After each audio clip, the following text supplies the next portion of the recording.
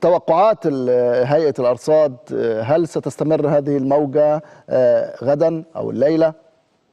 لا، هي هتنكسر غدا ان شاء الله بعد الظهر.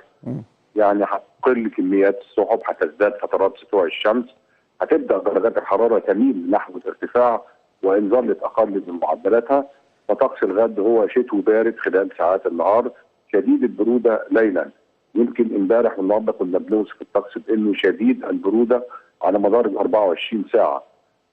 تاني حاجه بتنحصر فرص سقوط الامطار الى حد ما على المدن الساحليه وعلى محافظات سيناء، وامطار خفيفه جدا على القاهره والوجه البحري.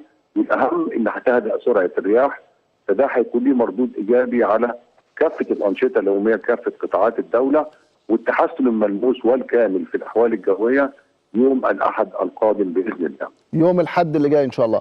طيب ان شاء الله. يعني كان في اغلاق ل8 موانئ بسبب سوء الاحوال الجويه، هل أيوة التوقعات يعني ستشير الى امكانيه فتح هذه الموانئ قريبا؟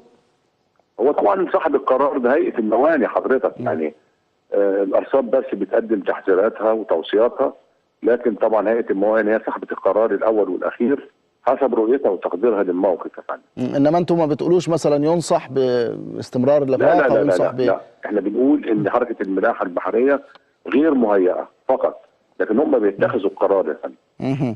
طيب بالنسبه لنصائحك استاذ وحيد للمواطنين، هل يستمروا في لبس؟ حضرتك لازم نستمر باذن الله في ارتداء الملابس الثقيله، مفيش شك يعني حتى نهايه فصل الشتاء، حتى ان هناك ارتفاع في درجات الحراره خلال ساعات النهار خلال هذا الاسبوع، لكن هيبقى الطقس شديد البروده اثناء